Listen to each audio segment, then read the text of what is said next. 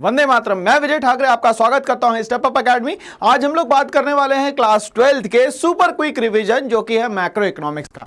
इसमें हम लोग नंबर 1 जो यूनिट है हमारा जिसका नाम है national income and it's aggregate, इनके चारों चैप्टर को हम लोग कवर करने वाले हैं। जैसे कि सबसे पहला जो चैप्टर है सर्कुलर फ्लो ऑफ इनकम, दूसरा जो चैप्टर हो गया basic concept of macro economics, third chapter हो गया national income and its aggregates and the fourth chapter is known as the measurement of national income. तो ये सारा का सारा हम लोग कोशिश करेंगे कि मगअप करेंगे फटाफट कम समय में एक बार में ही पूरे के पूरे 4 जो चैप्टर्स है वो हम लोग पढ़ने की कोशिश करेंगे और स्पीड थोड़ी सी ज्यादा रखेंगे। हम लोग यहाँ पे एक एक टॉपिक को समझने की कोशिश करेंगे। और चलिए स्टार्ट करते हैं हम लोग इसी के साथ यूनिट नंबर 1। तो हम लोग सबसे पहले आते हैं भैया, जो चैप्टर का नाम है उसका नाम है सर्कुलर फ्लो ऑफ इनकम। और सर्कुलर फ्लो ऑफ इनकम में सबसे जो इंपॉर्टेंट है वो ये है कि आप जो पैसा कमा रहे हो, पैसा आ कहां से रहा है। तो पैसा कमाने के लिए आपको कोई ना कोई प्रोडक्ट बनाना पड़ेगा और वो जो प्रोडक्ट आप बनाने वाले हैं उसको हम लोग कहते हैं यहाँ पे गुड्स। और गुड्स कितने टाइप के होते हैं पहले तो हम लोग ये देख लेते हैं। ओके, तो हम लोग आते हैं क्लासिफिकेशन ऑफ गुड्स पे। सबसे पहले जो टाइप ऑफ गुड होता है उसको हम लोग बोलते हैं कैपिटल गुड्स। कैपिटल गुड्स वो हर गुड्स होता है जो कि दूसरे लोगों की या दूसरे चीजों की क्या करता है, बनाने में मदद करता है। ठीक है, दूसरे लोगों को भी मदद करेगा। जैसे फॉर एग्जांपल किसी बंदे की टेलरिंग की शॉप है, तो ये जो बंदा है भाई इसकी मदद कैसी होगी, स्विंग मशीन के थ्रू। तो ये स्विंग मशीन अपने आप में क्या है भाई साहब, तो स्विंग मशीन अपने आप में कैपिटल गुड्स है। कैसे गुड्स है, क्यों, क्योंकि ये क्या करेगी, तो ये जो रॉ मटेरियल है सर, इस रॉ मटेरियल को वो कन्वर्ट करने का काम करेगी फिनिश गुड्स में।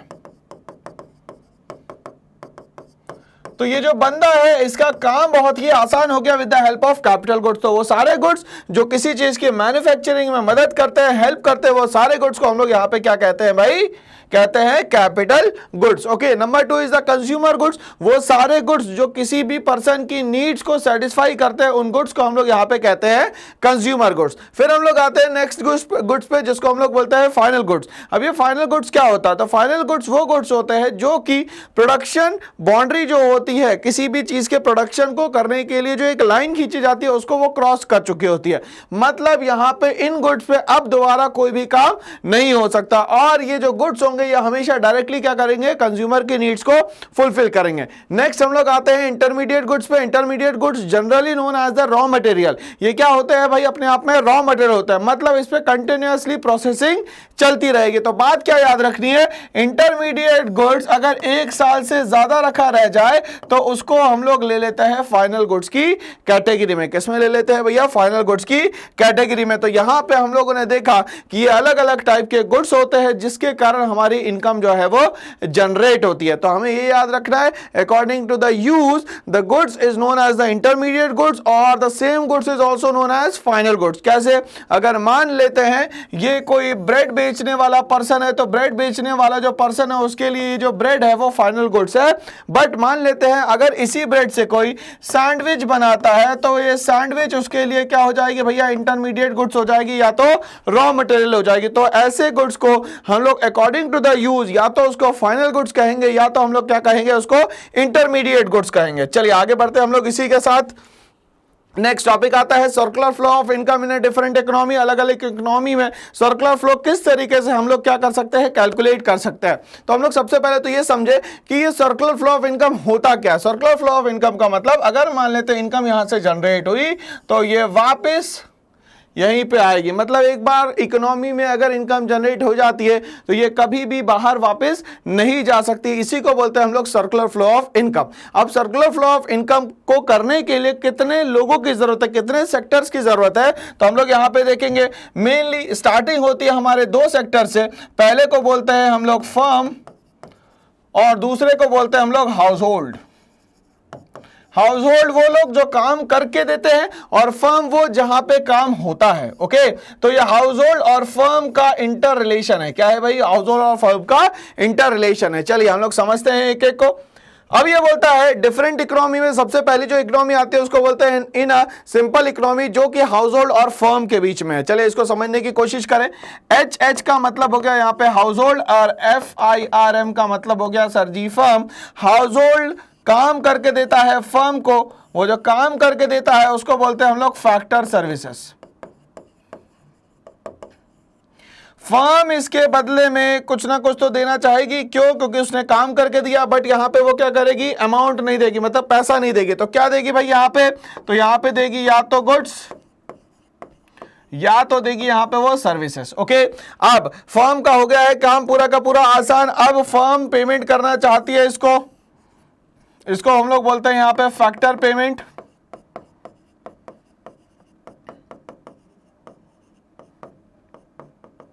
ठीक है, ये हो गया फैक्टर पेमेंट। चलिए इसके बाद हम लोग बात करें, यहां हाउस होल्ड का काम हो चुका है। अब हाउस होल्ड भी क्या करेगा? मार्केट में कुछ ना कुछ खर्चा करने जाएगा, इसको हम लोग बोलेंगे यहां पे कंजप्शन एक्सपेंडिचर।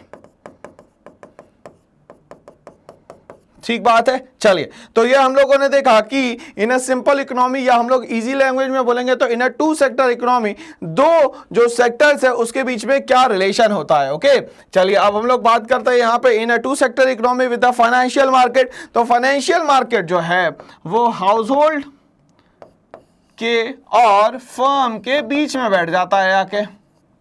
ठीक है, ये हो गया आपका फाइनेंशियल मार्केट। सर ये फाइनेंशियल मार्केट क्या होता है? तो फाइनेंशियल मार्केट का मतलब वो मार्केट जो दूसरी इंडस्ट्रीज को हेल्प करता है in the terms of finance, मतलब पैसा देने का काम करता है, उसको बोलते हैं हम लोग यहाँ पे फाइनेंशियल मार्केट। चलिए, तो हाउस होल्ड क्या करेगा? अपने पास का पैसा उठा के जो कि सेविंग फॉर्म में है वो किसको दे देगा? फाइनेंशियल मार्केट को दे देगा। अब ये फाइनेंशियल मार्केट जो है अपने आप में क्या है भैया? एक टाइप का कमर्शियल मार्केट है। तो ये पैसा अपने पास नहीं रखेगा, ये बोलेगा फर्म को कि अगर आपको लोन चाहिए, उधार चाहिए, तो आप यहां से पैसा ले सकते हो। ठीक है, तो ये क्या करेगा? बोलेगा आप यहां से बोरो कर लीजिए। क्या कर लीजिए?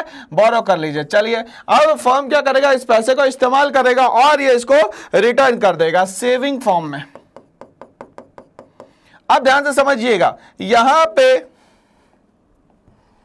ये फर्म जो है हाउस होल्ड को क्या नहीं देना चाह रहा है भैया? एक फैसिलिटी नहीं देना चाह रहा है जिसको हम लोग बोल रहे हैं बोरोइंग। अब ये क्यों नहीं कर रहा है? क्यों? क्योंकि ये हाउस होल्ड सिंगल इंडिविजुअल है, पैसा लेके भाग गया। तो यहां पे इसको इस पे ट्रस्ट नहीं है भैया। किस पे ट्रस्ट नहीं है? हाउस होल्ड पे ट्रस्ट नहीं है, इसीलिए यहां पे ये इसको कोई भी पैसा नहीं देगा। चलिए, बाकी सब तो एज इट इज चलता रहेगा। जैसे हाउस होल्ड और फर्म का रिलेशन क्या था भैया?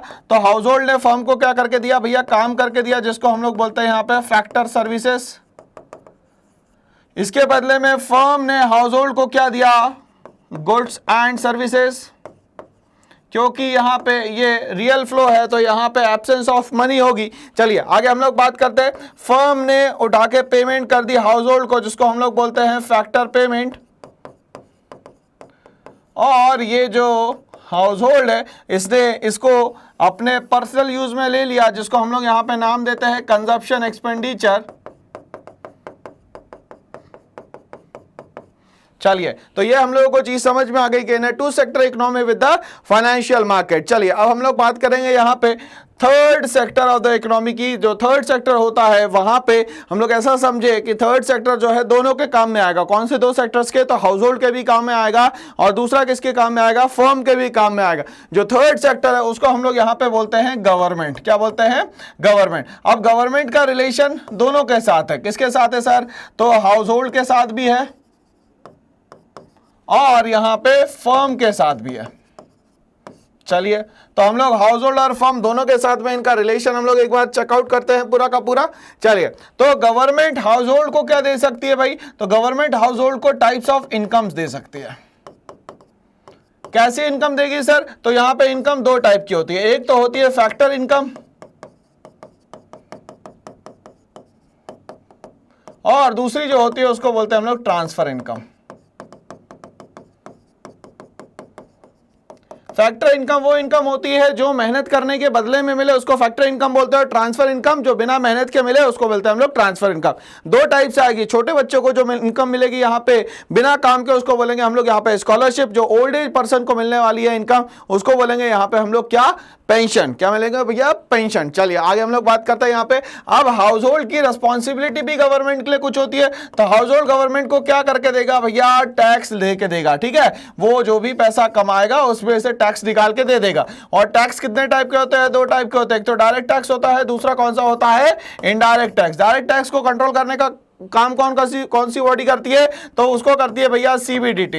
इनडायरेक्ट टैक्स को कंट्रोल करने वाली जो बॉडी है उसको क्या बोलते हैं हम लोग यहाँ पे, CBEC, central board of excise and custom, और डायरेक्ट बॉडी जो है उसको बोलते हैं central board of direct taxes, ठीक है ना। चलिए अब हम लोग बात करते हैं फर्म के साथ इसका क्या रिलेशन है। तो फर्म गवर्नमेंट को क्या देगी भैया, टैक्सेस देगी, क्योंकि ये अपने आप में एक फर्म है। तो ये यहाँ पे डायरेक्ट टैक्स जो देगी उसको कहेंगे हम लोग यहाँ पे कॉर्पोरेट टैक्स। क्या कहेंगे सर जी, कॉर्पोरेट टैक्स, ठीक है। और गवर्नमेंट फर्म को क्या देगी, तो सर जी अच्छे काम करने के बदले में इनको यहाँ पे सब्सिडीज मिलने वाली है। क्या मिलने वाली है, सब्सिडीज मिलने वाली है। तो यहाँ पे ये तीन सेक्टर आते हैं हमारे, पहला हाउस होल्ड, दूसरा गवर्नमेंट, और तीसरा क्या हो गया, फर्म। अगर मान लेते हैं हम लोग यहाँ पे फाइनेंशियल मार्केट को ऐड ऑन कर देते हैं, तो फाइनेंशियल मार्केट का रिलेशन गवर्नमेंट के साथ क्या होगा, तो गवर्नमेंट अपनी सेविंग उठा के किसके पास रख देगी, फाइनेंशियल मार्केट के पास रख देगी। और फाइनेंशियल मार्केट जो है अब यहां पे क्या करेगा भैया, इसको बोलेगा कि भैया मुझे पैसा चाहिए, तो गवर्नमेंट को बोलेगा बिल्कुल आप ले सकते हो। तो गवर्नमेंट जो है यहां से बोरो भी कर सकती है। ये एक रिलेशन निकल के आता है हमारा किसका, फाइनेंशियल मार्केट का और गवर्नमेंट का। तो होप सो ये तीनों टॉपिक जो है हमारे एग्जाम पॉइंट ऑफ व्यू से हमें बहुत ज्यादा क्लियर हो चुके हैं। चलिए हम लोग आगे बढ़ते हैं, यहाँ पे डिफरेंस बिटवीन की बात करेंगे। यहाँ पे difference between stock and flow, and number 2 is the leakages and the injection. अब ये स्टॉक का मतलब क्या होता है, तो इस इजी लैंग्वेज में समझे, घर के ऊपर जो हमारी छत पे टंकी रखी हुई है, इससे निकलने वाला जो पानी है वो कहलाता है यहाँ पे स्टॉक। क्यों, क्योंकि अगर मान लेते हैं यहाँ पे लिखा हुआ है 750 लीटर, तो यहाँ पे इससे ज्यादा इसमें पानी नहीं आ सकता। अब फ्लो का अगर हम लोग देखेंगे तो फ्लो का मतलब होता है जो कंटिन्यूअसली चलता रहे। मतलब हमारे यहाँ जो टैप होगा जिससे पानी कंटिन्यूअसली कम ज्यादा आप कर सकते हैं, उसको क्या बोला जाएगा, यहाँ पे फ्लो बोला जाएगा। चलिए लीकेजेस एंड इंजेक्शन की बात करते हैं हम लोग। तो इकोनॉमी में लीकेजेस एंड इंजेक्शन क्या होता है, तो लीकेज का मतलब होता है इकोनॉमी से पैसा बाहर निकल जाना, कहलाता है लीकेजेस, और इकोनॉमी में पैसा वापस आ जाना कहलाता है यहाँ पे इंजेक्शन। ओके, चलिए तो अब यहाँ पे मान लेते हैं इकोनॉमी से अगर पैसा बाहर जा रहा होगा तो यहाँ पे चीजें क्या हो जाएंगी, महंगी हो जाएंगी। मतलब यहाँ पे क्रिएट हो जाएगा साहब इन्फ्लेशन, ठीक है। और मान लेते हैं अगर यहां पे पैसा इंट्रोड्यूस हो रहा है, एड ऑन हो रहा है, तो यहां पे क्रिएट हो जाएगा डिफ्लेशन। ठीक बात है ना। चलिए तो इन्फ्लेशन का मतलब क्या हुआ, general rise in price of goods and services. तो लीकेजेस में जब यहाँ पे पैसा ही नहीं रहेगा तो चीजें क्या हो जाएंगी, बहुत ज्यादा महंगी हो जाएंगी। लोग क्या करने लग जाएंगे, डिमांड ज्यादा करने लग जाएंगे, बट सप्लाई क्या होगी यहाँ पे कम। और यहाँ पे क्या हो जाएगा, सप्लाई ज्यादा रहेगी और डिमांड क्या हो जाएगी, कम। क्यों, क्योंकि चीजें जो है यहाँ पे बहुत ज्यादा सस्ती रहने वाली है। तो यहाँ पे ये डिफरेंस बिटवीन हमें क्लियर हो गया, स्टॉक फ्लो और लीकेजेस एंड इंजेक्शन। चलिए आगे बढ़ते हैं हम लोग इसी के साथ। चलिए तो हम लोग अब बेसिक कॉन्सेप्ट्स की बात करेंगे, कुछ टर्मिनोलॉजी जो कि हमें नेशनल इनकम के कैलकुलेशन में बहुत ज्यादा मदद करने वाली है। ओके, तो नेशनल इनकम के कैलकुलेशन में कौन सी बेसिक चीजें हैं जिसके बेस पे हम लोग नेशनल इनकम को यहाँ पे कैलकुलेट करेंगे। चलिए सबसे पहले हम लोग बात करते हैं डोमेस्टिक टेरिटरी। डोमेस्टिक टेरिटरी का मतलब होगा वो एक ऐसा एरिया जहां पे इंसान का मतलब मान लेते हैं रामू, ठीक है, और उसके पास कुछ पैसा है, कैपिटल, या उसके पास कुछ गुड्स है। अब वो इंसान पैसा लेके अपने एक एरिया में आराम से आना जाना कर सकता है विदाउट एनी बैरियर, तो उसको हम लोग क्या बोलेंगे यहाँ पे, डोमेस्टिक टेरिटरी। चलिए तो ये चीजें तो हमें समझ में आ गई भाई। तो physical boundary of any country is known as domestic territory of any country. अब यहाँ पे ध्यान से समझिएगा। बट अगर मान लेते हैं कि हमारे पास कुछ शिप्स है, कुछ एयरप्लेन्स है, तो यहां पे गाना याद करते हैं, जापान से लेके रशिया। तो ये ऑपरेट कहां कर रहे हैं सर जी, जापान से लेके रशिया में कर रहे हैं, बट उसके ऊपर लिखा हुआ है इंडिया। तो ऐसे कोई भी गुड्स, ऐसे कोई भी प्रोडक्ट, ऐसे कोई भी व्हीकल्स अगर मान लेते हैं जो इंडिया के हैं, भले ही वो काम दूसरे देशों में भी कर रहे हो, तो वो सारी चीजें हमेशा डोमेस्टिक टेरिटरी का ही पार्ट मानी जाएगी। किसकी पार्ट मानी जाएगी भैया, डोमेस्टिक टेरिटरी का पार्ट ही माना जाएगा। अगर हम लोग यहां पे बात करते हैं कॉन्सुलेट्स की, हम लोग बात करते हैं एम्बेसी की, हम लोग बात करते हैं यहां पे मिलिट्री एस्टेब्लिशमेंट की,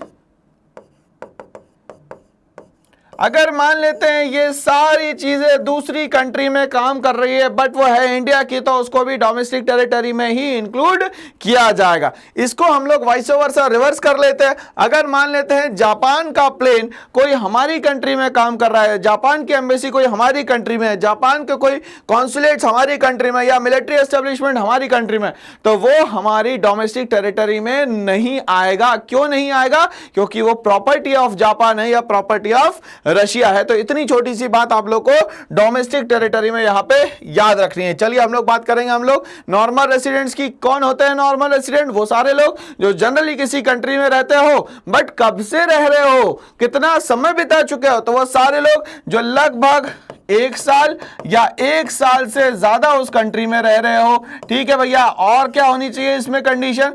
उनका इकोनॉमिक इंटरेस्ट इस कंट्री में होना जरूरी है, तभी जाके वो इस कंट्री के क्या कहलाएंगे सर जी? नॉर्मल रेसिडेंट कहलाएंगे। क्या कहलाएंगे यहां पे? ये नॉर्मल रेसिडेंट कहलाएंगे। चलिए दूसरी इंपॉर्टेंट बात क्या है भैया? कुछ लोग जो है नॉर्मल रेसिडेंट की कैटेगरी में नहीं आते। फॉर एग्जांपल अगर हम लोग बात करें बॉर्डर वर्कर्स, तो ये बॉर्डर वर्कर्स मान लेते हैं कहां के हैं? बांग्लादेश के हैं।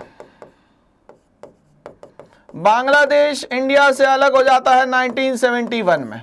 तो अब जमीनें तो नहीं लेके गए वो लोग, चले गए, मगर वो खेती करने आते हैं, शाम तक के वापस चले जाते, तो उनका जो भी प्रोड्यूस होगा, जो हार्वेस्ट करने के बाद उनको पैसा मिलेगा, वो वापस अपनी कंट्री में ले जाएंगे। तो ये बॉर्डर वर्कर्स को नॉर्मल रेसिडेंट में हम लोग यहाँ पे क्या नहीं कर सकते? इंक्लूड नहीं कर सकते। ऐसी कोई भी चीज जो इकोनॉमिक इंटरेस्ट हमारी कंट्री में नहीं रख रही हो, उन सारे लोगों को यहाँ पे नॉर्मल रेसिडेंट में एंटरटेन नहीं किया जाएगा। चलिए तो यहां तक के हमें नॉर्मल रेसिडेंट समझ में आ गया। हम लोग बात करेंगे अब सिटीजन्स की। सिटीजन्स का मतलब होता है नागरिक। अब वो नागरिक कैसे हुआ? तो 2 चीजों से ही नागरिक बन सकता है भाई किसी कंट्री का। पहले या तो उसकी बर्थ जो है उस कंट्री में हो जाए, दूसरा बर्थ ना हो तो किसी लीगल प्रोविजन, मतलब हमारी जुडिशरी बॉडी जो है उसको परमिट कर दे, या हम लोग बोल सकते हैं और बाय लॉ। तो अगर लीगल प्रोविजन बाय लॉ से अगर मान लेते हैं उसको वहां की नागरिकता मिल जाती है, तो वो उस देश का क्या बन सकता है? यहाँ पे सिटीजन बन सकता है। अदरवाइज वो ऑटोमेटिकली सिटीजन यहाँ पे नहीं बन सकता। चलिए आगे बात करेंगे हम लोग यहाँ पे फैक्टर इनकम की। फैक्टर इनकम का मतलब वो इनकम होता है जो भी आप मेहनत कर रहे हैं, मेहनत करने के बदले में जो आपको सरकार पैसा देती है उसको बोलते हैं हम लोग फैक्टर इनकम। जैसे मान लेते हैं employ of BHEL, employ of NTPC, Indian railways, ये सब लोगों को सरकार जो पैसा देने वाली है मेहनत के बदले में, उसको बोलते हैं हम लोग यहाँ पे फैक्टर इनकम। आगे बढ़ते हैं हम लोग बात करेंगे ट्रांसफर इनकम की। ट्रांसफर इनकम वो इनकम होती है जो बिना किसी मेहनत के सरकार आपको देती है। एक टाइप की हम लोग बोल सकते हैं यहाँ पे, ये एक टाइप की फैसिलिटी है जो सरकार उन लोगों को देती है जिन लोगों की कैपेबिलिटी नहीं होती है कि वो किसी चीज को अर्न कर सकते हैं। तो ओल्ड एज की हम लोग बात करें तो उन लोगों को यहाँ मिलने वाली जो है ट्रांसफर इनकम उसको कहा जाता है पेंशन, और जो स्टूडेंट होते हैं उनको मिलने वाला सरकार की तरफ से जो पैसा होता है उसको कहा जाता है यहाँ पे स्कॉलरशिप। ओके चलिए, तो हम लोगों को ये कुछ 5 टर्मिनोलॉजी जो है वो समझ में आ गई बेसिक कॉन्सेप्ट की। आगे हम लोग बात करेंगे यहाँ पे कि हम लोग कैसे नेशनल इनकम को यहाँ पे कैलकुलेट कर सकते हैं। तो नेशनल इनकम को कैलकुलेट करने के लिए हम लोगों को एक बहुत बेसिक बात याद रखनी पड़ेगी कि हमें जो कैलकुलेशन है वो ये 3 बॉक्सेस में ही करनी पड़ेगी। तो 3 बॉक्सेस में क्या आने वाला है सर जी? तो 3 बॉक्सेस में देखते हैं भैया क्या आ सकता है यहां पे। तो 3 बॉक्सेस में सबसे पहले बॉक्स में या तो आएगी आपकी ग्रॉस वैल्यू, या तो आएगी सर आपकी नेट वैल्यू। दूसरे बॉक्स में क्या आएगा सर? तो दूसरे बॉक्स में हमेशा बेटा आएगा नेशनल इनकम, या तो आएगा यहां पे डोमेस्टिक इनकम। तीसरे बॉक्स में क्या आएगा सर जी? तो तीसरे बॉक्स में या तो आएगा मार्केट प्राइस, या तो आएगा यहां पे फैक्टर कॉस्ट। ये इंटरचेंज हो सकता है। कैसे इंटरचेंज होता है भाई? ध्यान से समझिएगा। मान लेते हैं बॉक्स नंबर ए मैंने लिखा, तो ए में या तो ग्रॉस आएगा या तो नेट आएगा, मतलब या तो नेट देंगे या तो ग्रॉस देंगे।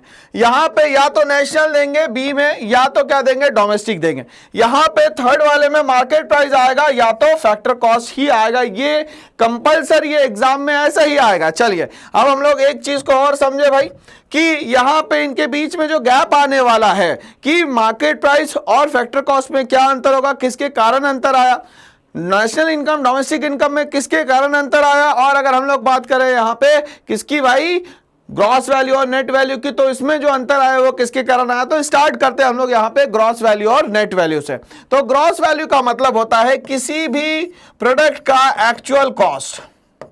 अब एक्चुअल कॉस्ट कहां पे सर, तो शोरूम में जो किसी चीज का एक्चुअल प्राइस होता है उसको हम लोग बोलते हैं यहां पे क्या, ग्रॉस वैल्यू। जैसे मान लेते हैं कि जो बुलेट है उसकी एक्चुअल कॉस्ट अभी मान लेते हैं 1,75,000 रुपीज है, तो ये एक्चुअल कॉस्ट हो गई इसकी, तो ये क्या कहलाएगी, इसकी ग्रॉस वैल्यू कहलाएगी। अब गाड़ी आपने चला ली, फॉर एग्जांपल 1 जनवरी 2021 को गाड़ी खरीदी और आपने 1 जनवरी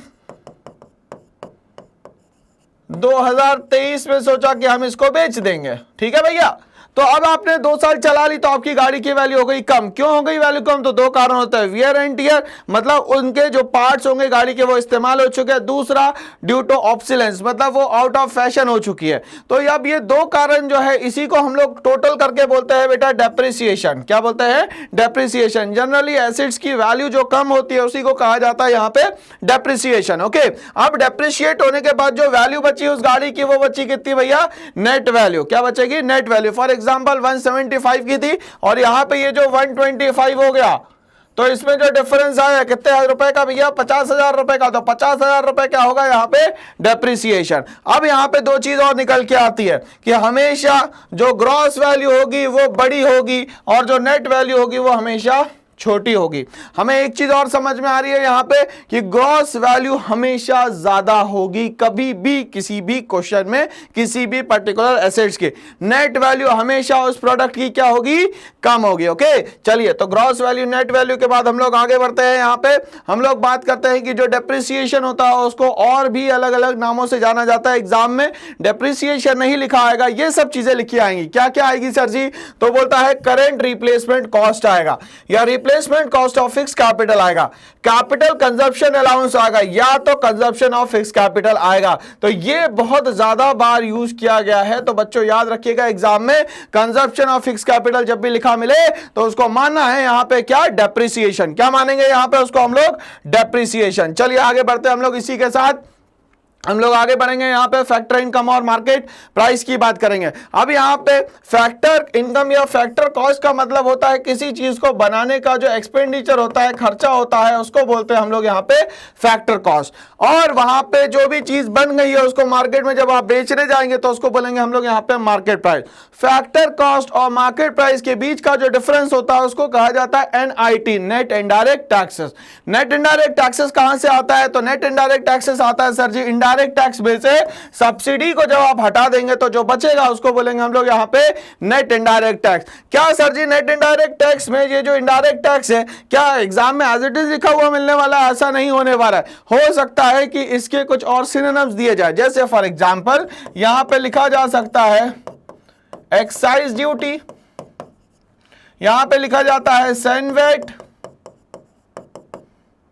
लिखा जा सकता है भाई यहां पे वैट, लिखा जा सकता है यहां पे GST, यहां लिखा जा सकता है सेल्स टैक्स। तो बच्चों घबराने का नहीं है, ये सब जो है नाम है इनडायरेक्ट टैक्सेस के। ओके, अब सब्सिडी तो आप लोगों को पता ही है, गवर्नमेंट जो आपको डिस्काउंट देती है किसी चीज को खरीदने पे उसको हम लोग बोलते हैं यहां पे सब्सिडी। चलिए तो ये हम लोगों को क्लियर हो गया। एक पॉइंट याद रखना है हम लोगों को कि market price is always greater than the factor cost. बनाने का जो खर्च होगा वो कम होगा और जो बेचने का प्राइस होगा वो हमेशा यहां पे ज्यादा होगा। चलिए आगे बढ़ते हैं हम लोग इसी के साथ। हम लोग बात करेंगे अब यहाँ पे फैक्टर इनकम फ्रॉम अब्रॉड और फैक्टर इनकम टू अब्रॉड। ठीक है, फैक्टर इनकम फ्रॉम अब्रॉड मतलब दूसरी कंट्री से जो हमारे पास पैसा आया उसको बोलते हैं हम लोग factor income from abroad. Factor income to abroad मतलब हमारे देश से जो दूसरे देश में पैसा चला गया उसको बोलते हैं हम लोग फैक्टर इनकम टू अब्रॉड। अब इसके बीच का जो डिफरेंस है उसको बोलते हैं हम लोग यहाँ पे NFI, net factor income from abroad. ये जो NFI है वो किसके बीच का डिफरेंस है सर जी? तो ये जो डिफरेंस है वो है नेशनल इनकम और डोमेस्टिक इनकम का। तो एक बात हमेशा याद रखनी है कि नेशनल इनकम हमेशा ज्यादा होगा और डोमेस्टिक इनकम जो है वो हमेशा कम होगी, और इन दोनों के बीच का जो डिफरेंस होता है वो होता है क्या? हमेशा NFI, net factor income from abroad. Net factor income from abroad positive भी हो सकता है, नेगेटिव भी हो सकता है और बैलेंस भी हो सकता है, जिसको मैं बोल सकता हूं यहां पे जीरो NFI है। क्या बोल दूंगा सर जी? जीरो NFI है। चलिए यहां तक की बात हमें समझ में आ गई है। तो तीनों बॉक्सेस को हम लोगों ने अभी यहां पे कवर किया है। चलिए अब हम लोग को यह बात याद रखनी है कि यहां पे जो कैलकुलेशन करेंगे नेशनल इनकम का वो कैसे करेंगे। तो हमेशा याद रखिएगा नेशनल इनकम का जब कैलकुलेशन होगा तो हमेशा बीच में इक्वल्स टू लगेगा। ठीक है, अब इक्वल्स टू तो लगेगा सर जी, बट यहां पे आपको 3 बॉक्सेस दिए होंगे। ठीक है, चलिए हम लोग 3 बॉक्सेस की पहले बात कर लेते हैं सही से।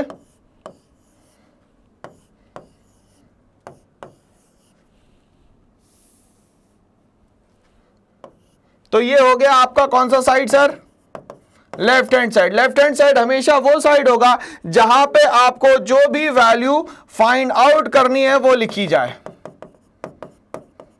फाइंड आउट का मतलब मैं यहां लगा देता हूं सर जी क्वेश्चन मार्क। क्वेश्चन मार्क मतलब ये वैल्यू वो वैल्यू होगी जिसको आपको फाइंड आउट करना होगा क्वेश्चन में। चलिए आगे बढ़ते हैं हम लोग इसी के साथ। तो राइट हैंड साइड की बात करें अगर हम लोग तो यहां पे भी 3 बॉक्सेस बनेंगे। चलिए ध्यान दीजिएगा, मान लेते हैं यहां पे अगर G आता है, G का मतलब होता है ग्रॉस, तो यहां पे आएगा sir ji N for net. अगर मान लेते हैं यहां पे आ गया D फॉर डोमेस्टिक, तो यहां आएगा N फॉर नेशनल। यहां पे P और ये P जो रहेगा वो कॉमन रहेगा। अगर मान लेते हैं यहां पे ये MP आता है तो यहां पे ये आ जाएगा सर जी FC। ओके, चलिए अब हमेशा गाड़ी जो चलने वाली है वो चलेगी राइट टू लेफ्ट। कैसे चलेगी गाड़ी? हमेशा राइट टू लेफ्ट। ठीक है, आप ध्यान से देखिएगा भाई, गाड़ी हम लोग को चलाना है राइट टू लेफ्ट। इसको हम लोग इस कॉन्सेप्ट में समझने वाले। तो हम लोग को ये चीज समझ में आ गई कि जो फाइंड आउट करना होगा वो लेफ्ट हैंड साइड में आएगा और जो क्वेश्चन में गिवन रहेगा वो हमेशा आएगा सर जी राइट हैंड साइड में। कहां पे आएगा? राइट हैंड साइड में। चलिए आगे बढ़ते हैं हम लोग इसी के साथ। तो गाड़ी चलने वाली है सर जी हमारी राइट से लेफ्ट। चलिए तो हम लोग यहां पे देखते हैं कि यहां पे जो राइट साइड है वो दिया हुआ है N का मतलब हो गया सर जी नेट। यहां पे G का मतलब क्या हो गया? ग्रॉस। कम से ज्यादा पे जाना है तो क्या करना पड़ेगा? यहां पे प्लस करना पड़ेगा।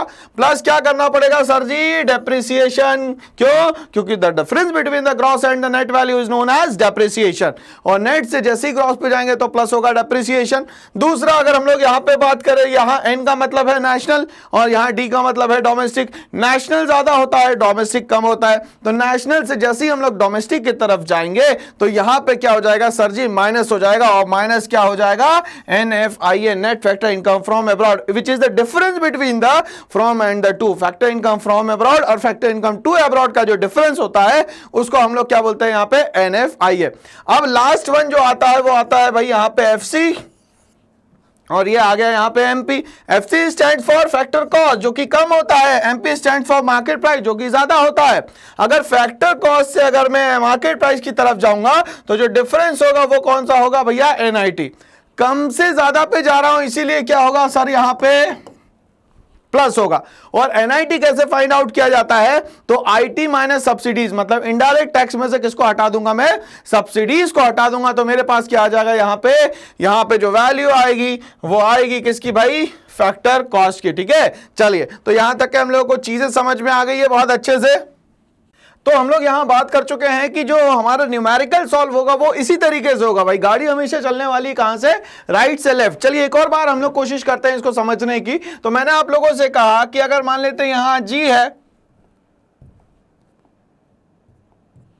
यहां पे G है यहां पे D है, यहां पे P है और ये है MP इज इक्वल्स टू, यहां पे मैं लिख देता हूं सर जी कलर चेंज करके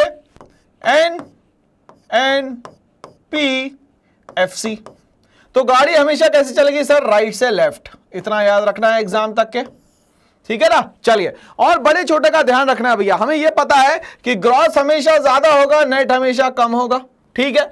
डोमेस्टिक हमेशा कम होगा, नेशनल हमेशा ज्यादा होगा, एमपी हमेशा ज्यादा होगा और एफसी जो है हमेशा कम होगा। पहले वाले का जो डिफरेंस है वो हमेशा डेप्रिसिएशन कहलाएगा, दूसरे वाले का डिफरेंस हमेशा एनएफआईए कहलाएगा और तीसरे वाले का डिफरेंस हमेशा क्या कहलाएगा सर जी, एनआईटी कहलाएगा। ये एग्जाम तक के जाते जाते हम लोगों को याद करके रखना है भाई, ये सारे इंपॉर्टेंट पॉइंट्स हैं हमारे एग्जाम के लिए। चलिए आगे बढ़ते हैं हम लोग इसी के साथ। चलिए हम लोग बात करने वाले हैं अब यहाँ पे कि नेशनल इनकम का जो कैलकुलेशन होने वाला है वो 3 मेथड से होने वाला है, जिसमें सबसे पहला जो मेथड है उसको बोलते हैं हम लोग वैल्यू एडेड मेथड। अब वैल्यू एडेड मेथड का मतलब क्या होता है, जब भी हम लोग कोई काम करते हैं उसमें हम लोग कितनी मेहनत करते हैं, उन मेहनत को कैलकुलेट करने का जो तरीका है वो है value added method. Value added method को फाइंड आउट करने के लिए हमारे पास 2 बेसिक पिलर होते हैं, जिसको हम लोग बोलते हैं वैल्यू ऑफ आउटपुट और दूसरे को बोलते हैं हम लोग इंटरमीडिएट कंजप्शन। तो आइए हम लोग समझने की कोशिश करते हैं कि जो वैल्यू ऑफ आउटपुट है उसमें क्या क्या चीजें आएंगी और जो हमारा इंटरमीडिएट कंजप्शन है जिसको हम लोग बेसिकली रॉ मटेरियल ही मान ले तो उसमें क्या क्या चीजें आती है, हम लोग चलिए समझने की कोशिश करते हैं। तो ये हो गया हमारा वैल्यू ऑफ आउटपुट। जब भी value of output minus intermediate consumption पे हम लोग आएंगे तो वैल्यू ऑफ आउटपुट को हम लोग डिवाइड करेंगे 2 पार्ट्स में। अब हम लोगों को ये भी तो पता हो कि ये जो वैल्यू एडेड मेथड है इसको सिंबलाइज फॉर्म में लिखना क्या है, तो इसका सिंबलाइज फॉर्म जो होगा उसको हम लोग बोलेंगे यहाँ पे जीडीपीएमपी।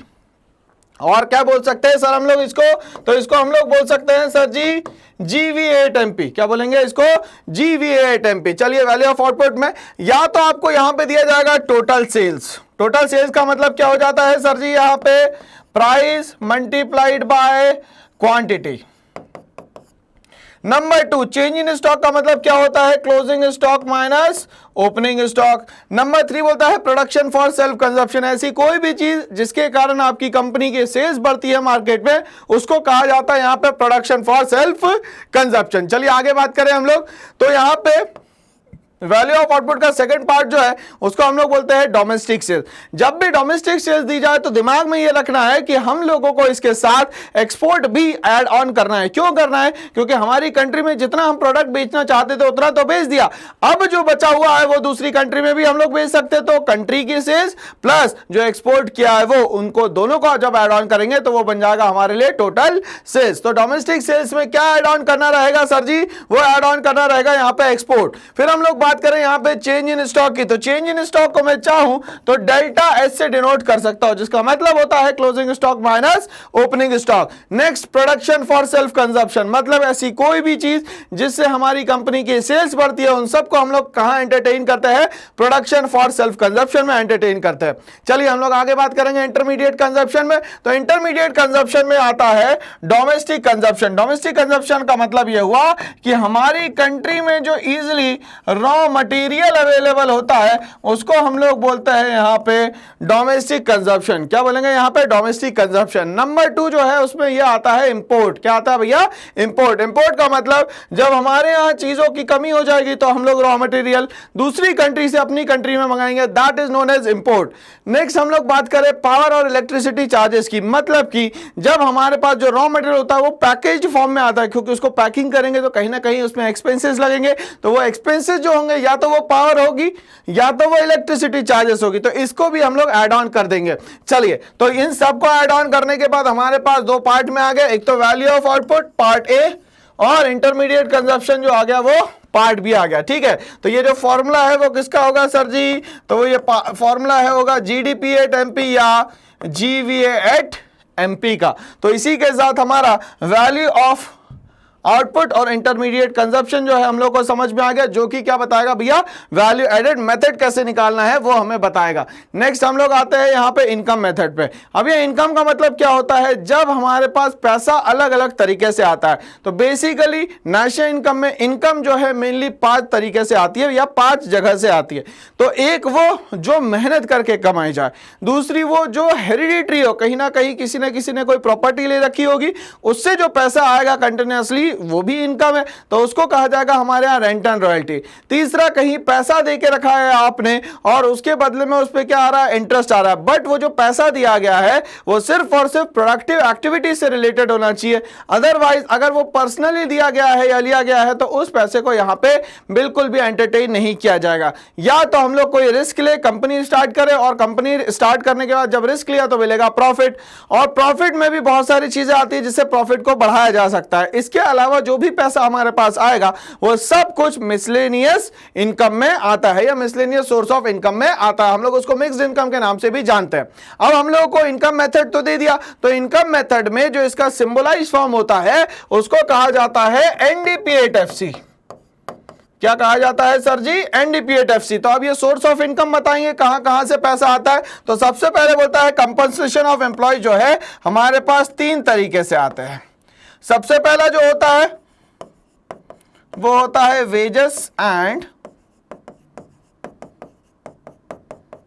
Salaries in cash. Cash form में जो हमें मिलता है सारा, वेजेस हो या तो सैलरीज। वेजेस का मतलब दिन भर काम करने के बाद में जो पैसा मिले वो वेजेस, और सैलरी मतलब महीने भर काम करने के बाद जो पैसा मिले उसको बोलते हैं हम लोग यहाँ पे सैलरी। चलिए नंबर 2 आता है, उसको हम लोग बोलते हैं wages and salaries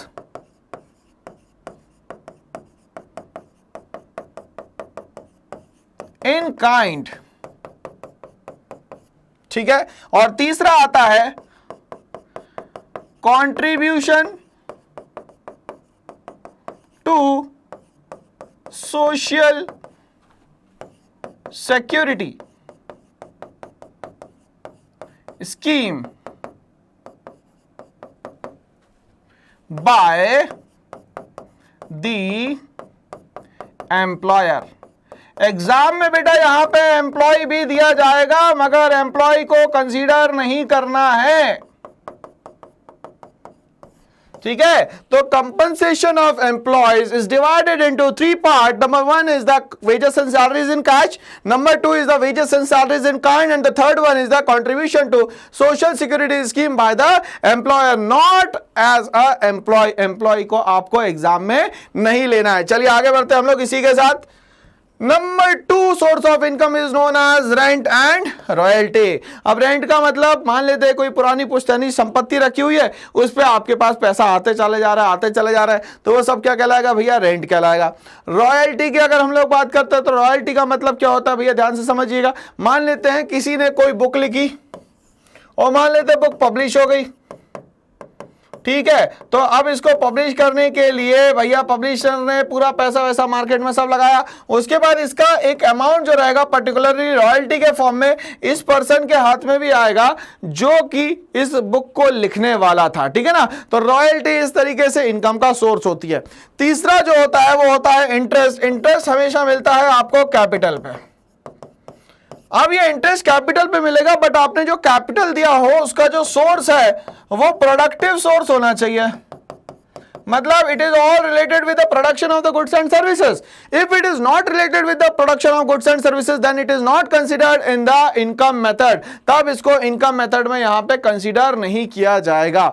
next one is the profit. अगर मान लेते किसी पर्सन ने रिस्क लिया और रिस्क लेने के बदले में अगर मान लेते उसको फायदा हो रहा है तो उसको हम लोग बोलेंगे यहाँ पे प्रॉफिट। अगर मान लेते हैं कि वो प्रॉफिट वो बढ़ाना चाहता है, तो अगर प्रॉफिट नहीं दिया गया है क्वेश्चन में, तो उसके अलावा ये 4 चीजें दी जाएंगी, जिसमें सबसे पहला आता है सर जी रिटेन्ड अर्निंग, मतलब पैसे को सेव करके रखना ताकि इन फ्यूचर आपके काम आए। दूसरा डिविडेंड। डिविडेंड अगर मान लेते हैं आप शेयर होल्डर डिबेंचर होल्डर को नहीं देते हैं तो डिविडेंड के कारण भी आपका प्रॉफिट मैक्सिमाइज हो जाएगा। तीसरा होता है कॉर्पोरेशन टैक्स। अगर मान लेते हैं कंपनी ने डायरेक्ट टैक्स भरा ही नहीं, जब टैक्स नहीं भरोगे तो जाहिर सी बात है आपका इनकम सोर्स बढ़ जाएगा यहाँ पे, तो ये सब कुछ क्या कहलाता है यहाँ पे, कॉर्पोरेशन टैक्स। क्या कहलाता है, कॉर्पोरेशन टैक्स। अनडिस्ट्रीब्यूटेड प्रॉफिट मतलब सैलरी ही नहीं बांटी, प्रॉफिट ही नहीं बांटा, तो इन चारों को अगर आप नहीं देते हैं तो ऑटोमेटिकली आपका प्रॉफिट अर्निंग जो है वो बढ़ जाएगा यहाँ पे। चलिए आगे बढ़ते हैं। इसके बाद बात करते हैं मिक्स्ड इनकम की। मिक्स्ड इनकम का मतलब होता है इन चारों के अलावा जो भी प्लस सोर्सेज बनेंगे आपके पास इनकम के, उन सबको हम लोग यहाँ पे एंटरटेन करने वाले हैं। किसमें, मिक्स्ड इनकम में। किसमें, मिक्स्ड इनकम में। चलिए तो यहां तक के हमें चीजें समझ में आ गई। चलिए और हम लोग आगे समझते हैं इसको। अगर मान लेते हैं फॉर्मूला ये हो गया NDP at FC is equals to compensation of employees plus rent and royalty plus interest plus profit plus mixed income। और हम लोगों से पूछ लिया सर जी कि ऑपरेटिंग सरप्लस क्या होता है, तो आपको याद रखना है कि 5 में से 2 चीजों को हटा दो, जो बची हुई चीजें हैं उनको मिला के बन जाएगा हमारा ऑपरेटिंग सरप्लस। चलिए, तो ऑपरेटिंग सरप्लस का फॉर्मूला क्या होगा सर जी, ध्यान देते हैं। ऑपरेटिंग सरप्लस का फॉर्मूला होगा यहां पे क्या, रेंट एंड रॉयल्टी प्लस आपका इंटरेस्ट प्लस प्रॉफिट। जब इन तीनों को आप जोड़ेंगे तो आपके पास जो सम टोटल आएगा वो आएगा काय का, ऑपरेटिंग सरप्लस का। काय का आएगा सर जी यहां पे, ऑपरेटिंग सरप्लस का। चलिए, यहां तक के बातें हम लोगों को समझ में आ गई और इसी के साथ हमारा इनकम मेथड जो है वो पूरा का पूरा यहां पे खत्म होता है। चलिए आगे बढ़ते हैं हम लोग। यहां पे हम बात करेंगे यहां पे एक्सपेंडिचर मेथड की। तो अब सरकार के जो खर्चे होते हैं भैया, उससे भी तो हम लोगों को कंसीडर करना पड़ेगा और दूसरे खर्चे हमारे होते हैं। तो जो हमारे खर्चे होते हैं हम लोग अपने आप को मान लेते हैं हाउस होल्ड या प्राइवेट हाउस होल्ड्स, ठीक है ना। चलिए, प्राइवेट हाउस होल्ड्स मान लेते हैं हम लोग या तो हाउस होल्ड्स मान लेते हैं, ठीक है। इसी तरीके से सरकार के भी बहुत सारे अलग अलग तरीके से खर्चे होते होंगे।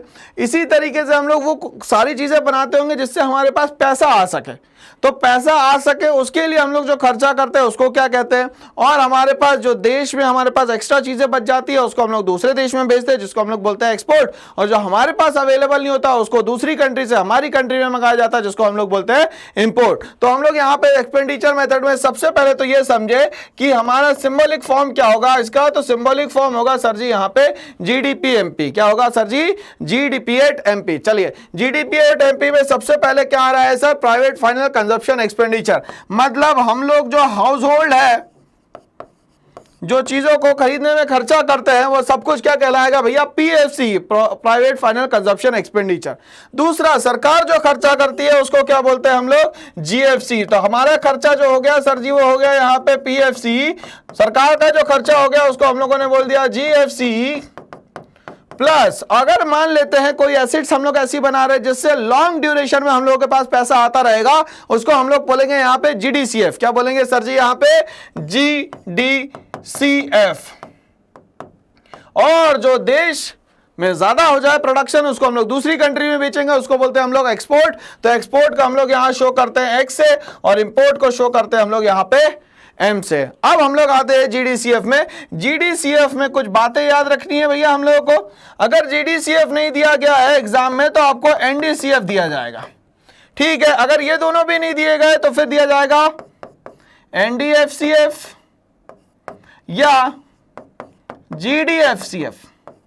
अब ये देखिए यहां पे जीडीएफसीएफ दिया हुआ है और एनडीएफसीएफ दिया है, मतलब net domestic fixed, gross domestic fixed capital formation, मतलब इसमें कुछ चेंज की पॉसिबिलिटी है। तो इन दोनों में आपको हमेशा ऐड करना होगा चेंज इन स्टॉक। क्या ऐड करना होगा भैया आपको, चेंज इन स्टॉक। दूसरा, जब भी वैल्यूज नेट फॉर्म में दी है तो आपको दोबारा डेप्रिसिएशन को चार्ज नहीं करना है,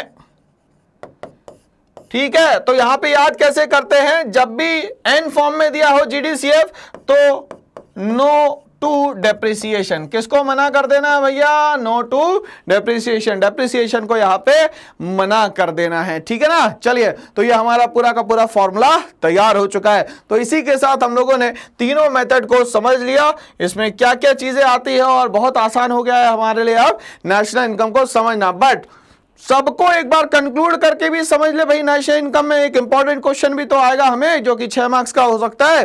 तो इसके लिए हम लोग क्या करते हैं, अब दिमाग लगाते हैं थोड़ा सा। चलिए, तो सबसे पहले हम लोगों ने बोला था वैल्यू एडेड मेथड।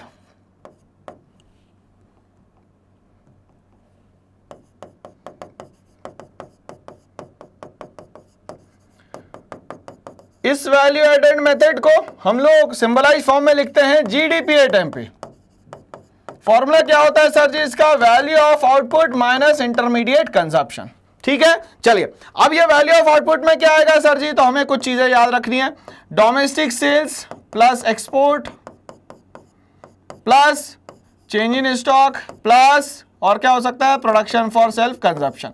या तो इसका दूसरा पार्ट जो आएगा उसको क्या कहते हैं हम लोग सर, टोटल सेल्स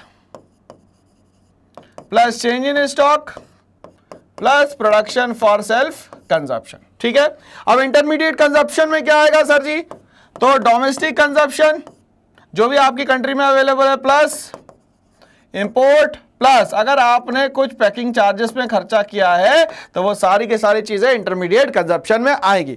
नंबर 2 जो हमारा फॉर्मूला था, नंबर 2 हमारा जो मेथड था उस पर हम लोग आते हैं, इसको हम लोग बोलते हैं सर जी इनकम मेथड। इनकम मेथड को सिंबलाइज फॉर्म में अगर हम लोग देखा जाए तो लिखते हैं NDP at FC. NDP at FC income कितने तरीके से आएगी सर जी, 5 तरीके से आएगी। क्या, तो सबसे पहले आएगा sir ji compensation of employees plus rent and royalty plus interest plus profit plus mixed income. Okay, अगर मान लेते हैं इन केस इसमें निकालने को बोलता है सर आपसे ऑपरेटिंग सरप्लस, तो क्या करना है आपको एक छोटा सा काम करना है, आपको rent and royalty plus interest plus profit को ऐड ऑन कर देना है। अगर प्रॉफिट नहीं दिया जाएगा तो क्या दिया जाएगा आपको, रिटेन अर्निंग दिया जाएगा, या तो अनडिस्ट्रीब्यूटेड प्रॉफिट दिया जाएगा, या तो आपको दिया जाएगा डिविडेंड। ये सारी चीजें आपको दी जाने वाली है। ओके, चलिए अब हम लोग आते हैं नेक्स्ट पे, जो तीसरा मेथड था हमारा जिसको हम लोग बोलते थे एक्सपेंडिचर मेथड।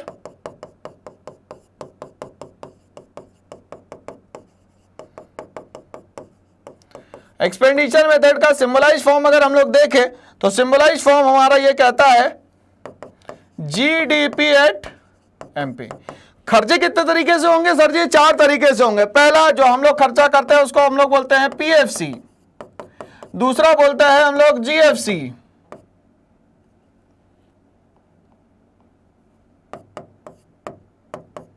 तीसरा बोलते हैं हम लोग जीडीसीएफ, और फोर्थ होता है एक्स माइनस एम, मतलब एक्सपोर्ट माइनस इंपोर्ट। चलिए, तो इसका आप क्या कर सकते हैं भैया, स्क्रीनशॉट ले सकते हैं, जो कि आपके एग्जाम में बहुत ज्यादा काम आने वाला है। ठीक है ना, चलिए आप ध्यान से समझिएगा, एग्जाम में ये तीनों का मिला के भी क्वेश्चन आ सकता है। सबसे अच्छी बात यह है कि तीनों के आंसर मतलब income method, value added method और एक्सपेंडिचर मेथड, तीनों के आंसर हमेशा सेम आएंगे। अगर नहीं आ रहे हैं तो आपने ये क्वेश्चन जो है भाई साहब गलत किया हुआ है। आप लोगों को ये एग्जाम में चीजें समझ में आ जानी चाहिए। चलिए एक और पॉइंट हम लोग थोड़ा सा समझ लेते हैं, याद कर लेते हैं। जीडीसीएफ अगर नहीं दिया गया है तो आपको दिया जाएगा एनडीसीएफ, या दिया जाएगा एनडीएफसीएफ, या दिया जाएगा जीडीएफसीएफ।